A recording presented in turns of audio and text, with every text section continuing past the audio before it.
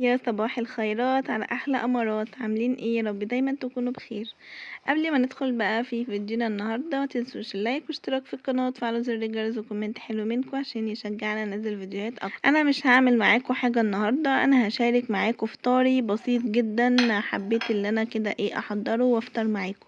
طبعا هعمل كوبايه الشاي باللبن بتاعي اللي بتعدل يومي ومزاجي، وهحط جبنة وعليها زعتر زيت زيتون وسمسم وبس كده بس ما سألتونيش ليه هاكلها بايه.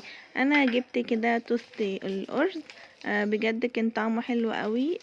اول مرة، هو تاني مرة اجربه الصراحة، بس الطعم ده عجبني جدا. هو بأطعمة، هو علشان الدايت يعني، خلاص يعني انا قررت ان انا اعمل دايت، وهدخل تحدي مع نفسي ومعاكم ان انا الشهر ده كله مش هحط سكر خالص في اي حاجة هشربها. اي مشروب هشربه مش هحط سكر نهائي. هو بقى شكله عامل كده، وقطعت خيارة كده جنبيه، والف هنا. يلا اتفضلوا تعالوا كلوا معايا واسمعوا معايا النكشبند.